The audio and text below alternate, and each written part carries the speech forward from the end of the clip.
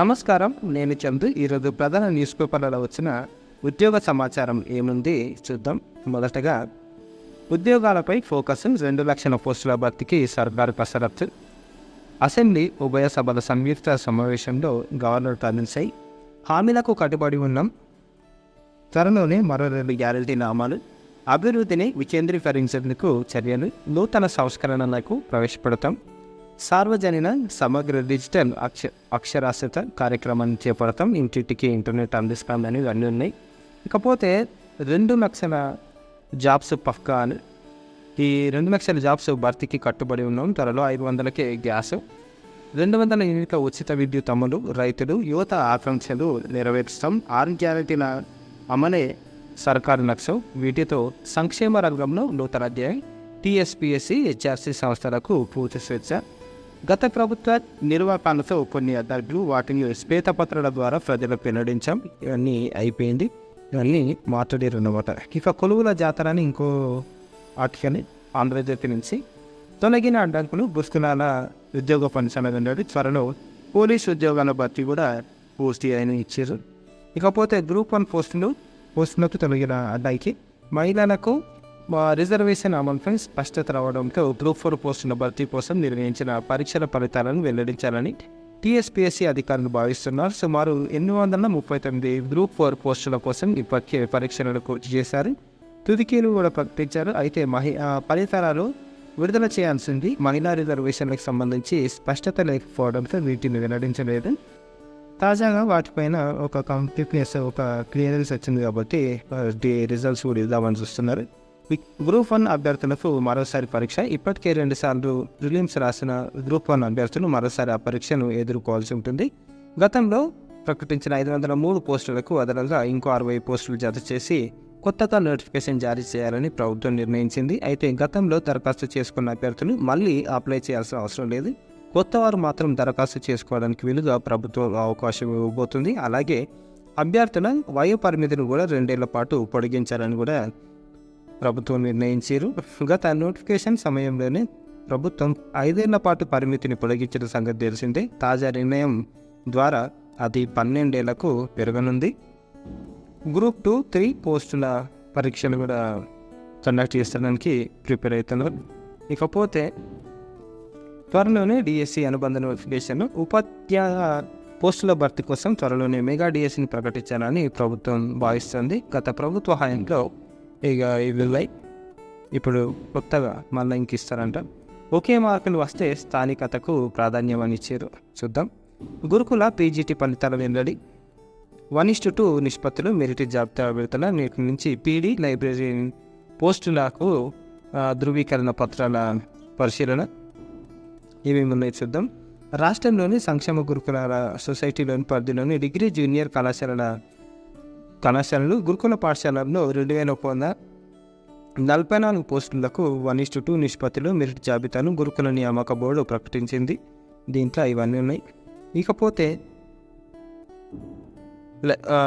848 పోస్టులకు బుధవారం అర్ధరాత్రి 1,276 పోస్ట్ గ్రాడ్యుయేట్ టీచర్లు పీజీటీ పోస్టులకు గురువారం జాబితాను విడుదల చేసింది. మిగతా పోస్టులకు సంబంధించి రోజువారీగా కేటగిరీ వారీగా ఫలితాలు వెల్లడించేందుకు కసరత్తు పూర్తి చేస్తుంది. వారం రోజుల్లో ట్రైన్డ్ గ్రాడ్యుయేట్ టీచర్లు టీజీటీ మినహా మిగతా వాటి ఫలితాలు కూడా వెల్లడి కానున్నాయి. వాస్తవంగా టీజీటీ పోస్టులకు టెట్, సెట్ స్కోర్ తప్పనిసరి. ఇటీవలే సెట్ స్కోర్ వివరాలు వచ్చాయి, వాటిని అప్డేట్ చేసిన అనంతరం 1:2 నిష్పత్తిలో ఆ పోస్టుల తాలూకు మెరిట్ జాబితాను బోర్డు ప్రకటించనుంది. ఇక ఎస్సీ గురుకుల మహిళా న్యాయ కళాశాలలో ఏర్పాట్లు చేస్తారంటేమో. ఇకపోతే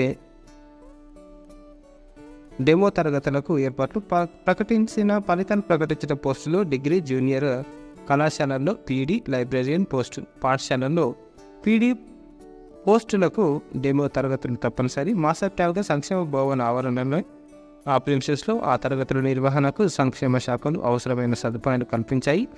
డిగ్రీ జూనియర్ కళాశాలల్లో పోస్టులకు 10, 11 తేదీల్లో, రేపు ఎల్లుండి తేదీల్లో ఈ ప్రక్రియ పూర్తి చేసేందుకు ఏర్పాట్లు పూర్తయ్యాయి. డెమో తరగతులు పూర్తయిన తర్వాత ఉన్నత స్థాయి పోస్టుల నుంచి కింది స్థాయి పోస్టుల వరకు ప్రాధాన్యత క్రమంలో తుది ఫలితాన్ని వెల్లడించాలని బోర్డు భావిస్తుంది. తద్వారా గురుకులాల్లో బ్యాక్లాగ్ ఖాళీలు అవకాశం లేకుండా చేయాలనేది బోర్డు లక్ష్యమని సంబంధిత వర్గాలు తెలిపాయి. ఇకపోతే ఫలితాలు వెల్లడైన పోస్టుల వివరాలు ఇట్లున్నాయి. డిగ్రీ కళాశాలలు పీడీలు 39, డిగ్రీ లైబ్రరీయన్లు 36, జూనియర్ పీడీలు 34, జూనియర్ లైబ్రరీయన్ ఇట్లున్నాయి. పోస్ట్ గ్రాడ్యుయేట్ టీచర్లు 1276 ఇట్లున్నాయి. ఇకపోతే గురుకులాలకు ఎంపికైన అభ్యర్థుల జాబితా విడుదల, నేటి నుంచి ధ్రువపత్రాల పరిశీలన, ఈ నెల 10 నుంచి 13 వరకు డెమో పరీక్షల నిర్వహణకు అని సాక్షి నుంచి రాసిరు. 1:2 అట్లా పిలుస్తారంట. జనరల్ ర్యాంకుల జాబితా రూపకల్పనలు, మార్పులు, సవరణలు చేపట్టిన టీఎస్పీఎస్సీ ఎక్కువ మందికి సమాన మార్కులు వస్తే ర్యాంకుల ఖరారుకు కొత్త మార్గదర్శకాలు. ప్రభుత్వ ఉద్యోగాల భర్తీకి టీఎస్పీఎస్సీ నిర్వహించిన రాత పరీక్షల ఆధారంగా జనరల్ ర్యాంకుల జాబితా రూపకల్పనలో కమిషన్ మార్పులు చేసింది. 2023 సెప్టెంబర్ 20న జారీ చేసిన మార్గదర్శకాలకు సవరణలు చేసింది. అభ్యర్థులు రాత పరీక్షలో సమాన మార్కులు వచ్చినప్పుడు ర్యాంకుల ఖరారులో పాటించాల్సిన విధానంపై స్పష్టత ఇచ్చింది. 2022 ఏప్రిల్ నుంచి టీఎస్పీఎస్సీ వెలువరించిన అన్ని నోటిఫికేషన్లకు ఈ విధానం వర్తిస్తుందని చెప్పారు. మరి మార్గదర్శకాలు ఎత్తున్నాయంటే, ఒక పరీక్షలో 2 కంటే ఎక్కువ మందికి సమాన మార్కులు వస్తే అభ్యర్థి స్థానికత ఆధారంగా ర్యాంకు నిర్ణయిస్తారు. స్థానికత కలిగిన వారికి ఉన్నత ర్యాంకు, తెలంగాణేతరులకు తర్వాత ర్యాంకు కేటాయిస్తారు. మార్కులు, స్థానికత సమానంగా ఉన్నప్పుడు అభ్యర్థి పుట్టిన తేదీని ప్రామాణికంగా తీసుకుంటారు. ఎక్కువ వయసున్న అభ్యర్థికి తొలి ర్యాంకు కేటాయిస్తారు. మార్కులు, స్థానికత, పుట్టిన తేదీ సమానంగా ఉన్న పక్షంలో జనరల్ స్టడీస్ మినహా సబ్జెక్టుల పేపర్లు వచ్చిన మార్కుల ఆధారంగా ర్యాంకు కేటాయిస్తారు. అన్ని కేటగిరీలలో సమానంగా మార్కులుంటే ఆ పోస్టుకు కావాల్సిన విద్యార్హత డిగ్రీ, డిప్లొమా, పీజీ ఇలా పరీక్ష ఉత్తీర్ణత సాధించిన తేదీని ప్రామాణికంగా తీసుకొని ర్యాంక్ ఇస్తారు. గతంలో పాస్ అయిన తేదీ కాకుండా పాస్ అయిన సంవత్సరాన్ని ప్రామాణికంగా తీసుకోవాలన్న నిబంధన ఉండేది. అప్పటికి అన్ని రంగాల్లో సమానంగా ఉంటే ఆ అర్హత పరీక్షలో వచ్చిన మార్కులను పరిగణలోకి తీసుకుంటారు. ఎక్కువ పర్సంటేజ్ సాధించిన వారికి ఉన్నత ర్యాంకు కేటాయిస్తారు. అక్కడ 2 కన్నా ఎక్కువ మందికి సమానంగా ఉంటే ఉన్నత విద్యార్హతను పరిగణలోకి తీసుకుంటారు. కాబట్టి ఎప్పటికప్పుడు మన క్వాలిఫికేషన్ పెంచుకుంటూ ఉంటే మనకి హెల్ప్ అవుతుంది. అప్పటికి 2 లేదా అంతకన్నా ఎక్కువ మందికి సమానంగా మార్కులు ఉంటే ఆ ఉన్నత విద్యార్హతతో ఉత్తీర్ణత సాధించిన తేదీని ప్రామాణికంగా తీసుకుంటారు. అన్నింటినీ పరిగణలోకి తీసుకున్న 2 లేదా అంతకన్నా ఎక్కువ మందికి సమాన మార్కులు వస్తే టీఎస్పీఎస్సీ నిర్ణయమే అంతిమంగా ఉంటుంది అని రాసిరు. ఇకపోతే ప్రభుత్వ ఉద్యోగాల్లో మహిళలకు సమాంతర రిజర్వేషన్లు ఆంధ్రప్రభ నుంచి ఉత్తర్వులు జారీ చేసిన తెలంగాణ సర్కార్ రాష్ట్రంలోని ప్రభుత్వ ఉద్యోగాల భర్తీలో మహిళలకు సమాంతర రిజర్వేషన్లు హారిజంటల్ రిజర్వేషన్లు అమలు చేయాలని తెలంగాణ రాష్ట్ర ప్రభుత్వం నిర్ణయించింది. ప్రభుత్వ నియామకాల్లో మహిళలకు ప్రత్యేకంగా కంగా రోస్టర్ పాయింట్ను మార్పు చేయకుండా ఓపెన్ రిజర్వ్ కేటగిరీలో 100లో 33% రిజర్వేషన్లు అమలు చేయాలని ఆదేశించింది. ఈ మేరకు రాష్ట్ర ప్రభుత్వ ప్రధాన కార్యదర్శి శాంతికుమారి ఉత్తర్వులు జారీ చేశారు. Rajasthan public service commission versus Rajesh Kumar Dariya కేసులో సుప్రీంకోర్టు ఇచ్చిన తీర్పు ప్రకారం ఇది కొనసాగుతుంది అని చెప్పారు. ఇకపోతే గ్రూప్ 1 విషయానికి వస్తే, గ్రూప్ 1 ఉద్యోగ ప్రకటనలో రోస్టర్ పాయింట్ 1 నుంచి తీసుకోవడంతో మహిళలకు ఎక్కువ పోస్టులు రిజర్వ్ అయ్యాయి. దీన్ని సవాలు చేస్తూ అభ్యర్థులు హైకోర్టును ఆశ్రయించారు. ఈ నేపథ్యంలో Rajasthan public service commission Rajesh Kumar Dariya కేసులో సుప్రీంకోర్టు మార్గదర్శకాలను అమలు చేయాలని తాజాగా హైకోర్టు ఆదేశించింది. దీంతో టీఎస్పీఎస్సీ ఆ పని ఇస్తుందన్నమాట. ఇకపోతే సర్కారు కొలువులకు సమాంతర రిజర్వేషన్లు ఇది నమస్తే తెలంగాణ నుంచి సుప్రీంకోర్టు మార్గదర్శకాల ప్రకారం నియామకాలు, అన్ని ఉద్యోగాలకు ఉత్తర్వుల జారీ. మరి సమాంతర రిజర్వేషన్ అంటే ఏంటిది అని అంటే, ఇది రోస్టర్ పాయింట్ల పట్టిక 1 నుంచి 100 పాయింట్లను పరిగణలోకి తీసుకుంటే open, SC, ST, BC, EWS, దివ్యాంగులకు కేటాయించిన పోస్టుల్లో మహిళలకు 33% రిజర్వేషన్లు అమలవుతాయి. 2018లో జిల్లాలు, జోన్లు, మల్టీ జోన్ల పునర్వ్యవస్థీకరణ తర్వాత మళ్ళీ 1 నుంచి రిజర్వ్ చేయడం ప్రారంభమైంది. ఉద్యోగాల భర్తీలో OC, SC, ST, BC, EWS కేటగిరీలో రిజర్వ్ చేసిన పాయింట్లను నరులను, దివ్యాంగులను, ట్రాన్స్జెండర్లు, ఎక్స్ సర్వీస్ మెన్ వర్గాలకు ప్రత్యేక రిజర్వేషన్లు ఉంటాయి. ఇక రోస్టర్ పాయింట్ల ప్రకారం మహిళలకు ఎక్కువ పోస్టులు వస్తే అవి వారికే ఉంటాయి. OC, SC, ST, BC, EWS దివ్యాంగులకు ఈ కేటగిరీలోని మహిళలు జనరల్ కోటాలో మెరిట్ విభేదం సాధించాలనుకుంటే ఆ రిజర్వ్డ్ కేటగిరీలో మహిళల కోసం ప్రత్యేకంగా పేర్కొన్న పోస్టులను డీరిజర్వ్ చేస్తారు. ఉదాహరణకు ఒక సామాజిక వర్గంలో 1 నుంచి 10 వరకు 10 పోస్టులు ఉన్నాయి. అందులో 8, 9, 10 పోస్టులు మహిళలకు రిజర్వ్ అయ్యాయి.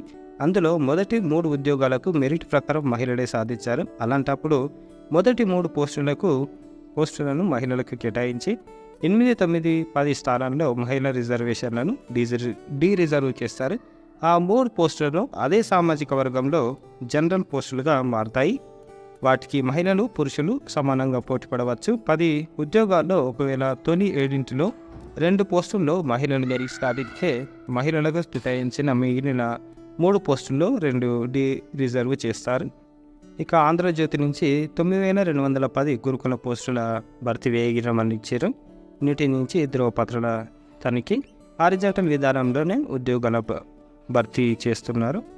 ఇకపోతే నిమ్స్ మేలో తేనెటీగల పెంపకంపై సదస్సు 15-16 కేంద్ర ప్రభుత్వ రంగ సంస్థ నిమ్స్ మే కాయిదాలలో 2 రోజుల జాతీయ సదస్సు నిర్వహించనున్నట్లు సంస్థ ప్రతినిధులు తెలిపారు. ఏం చేస్తారు అంటే గ్రామీణులకు ప్రత్యామ్నాయ జీవనోపాధి అందించడమే లక్ష్యంగా ఈ సదస్సు నిర్వహిస్తున్నామని చెప్పారు. ఇంట్లో బాగా డిమాండ్ ఉన్న తేనె, royal jelly, pollen balls, wax తదితర ఉత్పత్తులను పెంచేందుకు రైతులు, యువతను ప్రోత్సహించనున్నట్లు తెలిపారు. ఆసక్తి గలవారు నిమ్స్ మే వెబ్సైట్లో పేర్లు నమోదు చేసుకోవచ్చు. లేదు అంటే ఇగో మరిన్ని వివరాలకు ఈ మొబైల్ నంబర్లో కాంటాక్ట్ చేయవచ్చు. ఇంకా ఆధునీకరణ దిశగా ఐటీఐ కళాశాలలు సౌకర్యాలు కల్పిస్తూ డిమాండ్ ఉండే కొత్త కోర్సులు ప్రారంభం. మరి ఇప్పుడున్న కోర్సులు ఏమేమి ఉన్నాయి? ఆల్మోస్ట్ అన్నిట్లలానంటే ఇవి ఉన్నాయి. ప్రభుత్వ, ప్రైవేట్ ఐటీఐలో ఇంజనీరింగ్, నాన్ ఇంజనీరింగ్ ట్రేడ్లు ఉన్నాయి.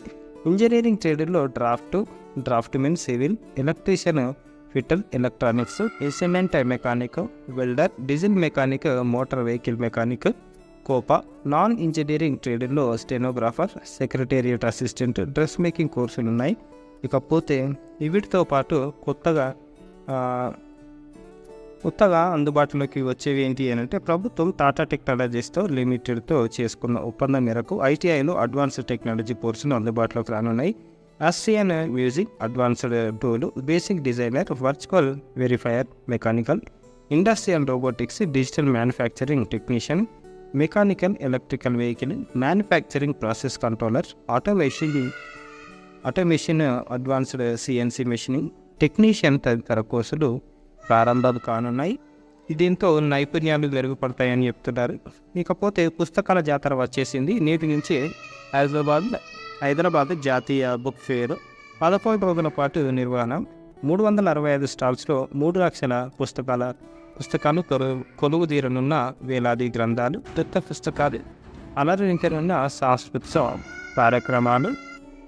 మరి టైమింగ్స్ ఎట్లున్నాయంటే 11 రోజుల పాటు జరిగే హైదరాబాద్ బుక్ ఫేర్ శుక్రవారం నుంచి సోమవారం వరకు రోజు మధ్యాహ్నం 2 గంటల నుంచి సాయంత్రం రాత్రి 8:30 గంటల వరకు కొనసాగనుంది. శని, ఆదివారాలు సెలవు దినాల్లో మధ్యాహ్నం 1 గంట నుంచి రాత్రి 9 గంటల వరకు కొనసాగనుంది. విద్యార్థులకు, ఉపాధ్యాయులకు, జర్నలిస్టులకు ప్రవేశం ఉచితం. కాబట్టి జిల్లాల్లోని ప్రభుత్వ, ప్రైవేటు విద్యా సంస్థల యాజమాన్యాలు తమ విద్యార్థులను ఈ బుక్ ఫేర్కు సందర్శించే విధంగా చొరవ తీసుకోవాలి అని చెప్తున్నారు. ఇకపోతే పుస్తకం జీవిత వికాసం అని చెప్తున్నారు. పుస్తకం మనిషి జీవిత కాలాన్ని ఇస్తాం ఇదన్నమాట. దానికి గద్దర్ పేరు కూడా పెట్టారు. ఇది ఈ రోజుకు సంబంధించిన ఆర్టికల్స్. లైక్ చేయండి, షేర్ చేయండి, సబ్స్క్రైబ్ చేయండి. థ్యాంక్ యూ, ధన్యవాదాలు.